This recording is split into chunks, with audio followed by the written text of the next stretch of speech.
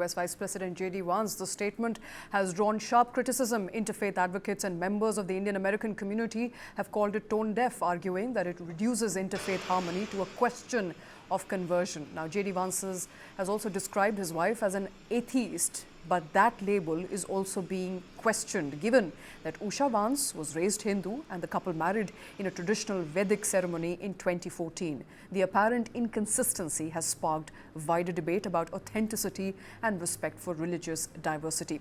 Many observers see Vance's comments as less about religion and more about politics, a move aimed at appealing the MAGA's faith-first base. The Trump administration, in fact, has demonstrated an unprecedented emphasis on Christianity in federal governance in its second term.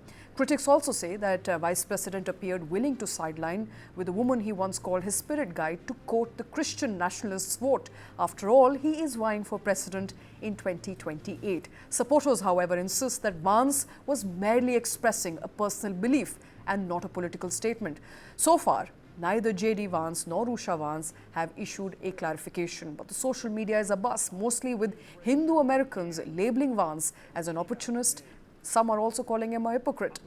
And to talk more about the building story on social media as well as our TV screens this evening, joining us on the show is Ambassador Baswati Mukherjee, former Indian diplomat. Also with us is Professor Swaran Singh from School of International Studies, JNU, and Karan Verma, who is an author and political analyst. Ambassador, I want to come to you first. I think the basic question that a lot of people will be asking is whether JD Vance's statement today is a matter of personal expression of faith, or is it a calculated attempt to woo the MAGA voters?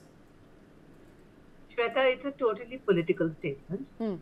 He has already said earlier, when he was off guard, that he is ready to step into President Trump's shoes if required.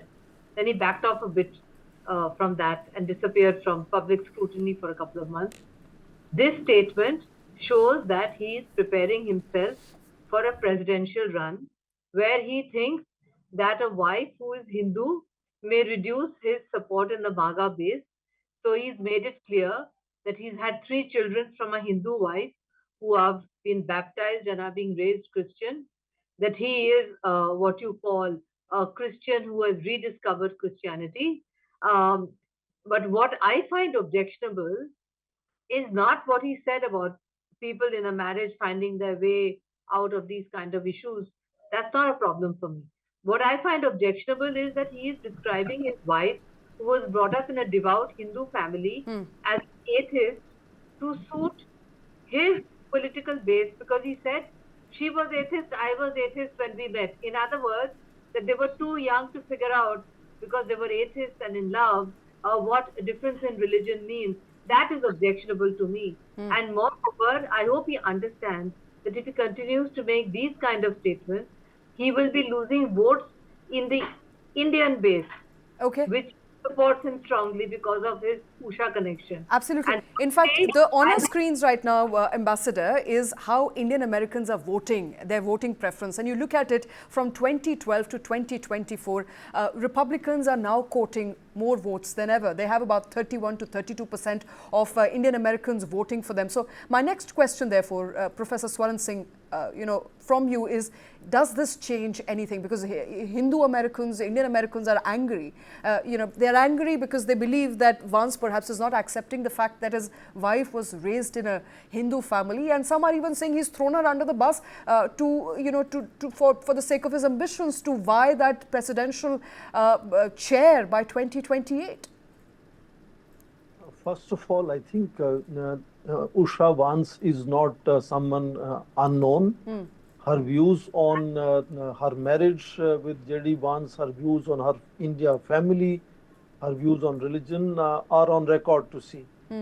So that's something very clear. So I wouldn't venture to deal with the whole speculations about their marriage, and to some extent even avoid the idea of how JD Vance looks at Hinduism. I think that's something that the US Commission on International Religious Freedoms should be looking at. Absolutely. I'm expecting them to make a comment on this.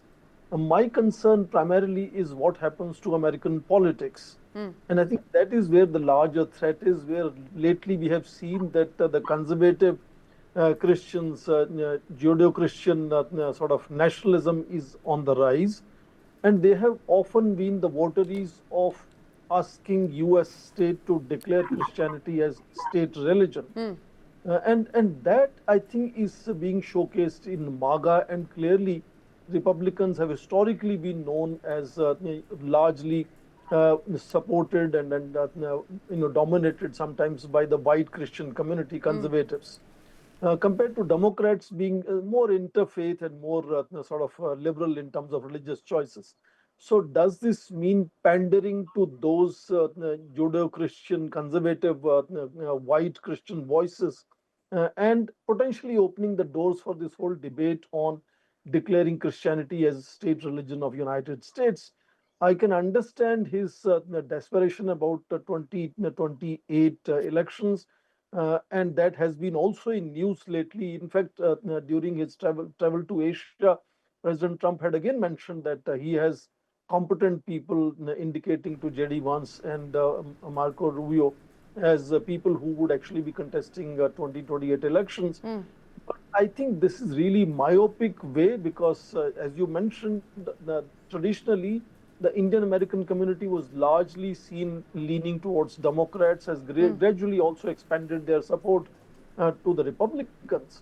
But I'm not concerned whether he's going to lose that vote. I think what it indicates to the trends that might emerge in American politics, that should be worrying all of us, because that will hit on the very basic values of liberal democracy in United States. All the steps, Professor Swaran Singh, all the steps that Trump administration has taken, in fact, rolling back diversity, equity, inclusion program, I think that image is already dented to some extent. Karan Verma, would you agree that it's not about an inclusive America anymore, it's about conservative America now? And more importantly, when it comes to Vance's credibility after that statement that he made, especially among the Indian American voters, that credibility is also dented because he has in the past spoken about his wife.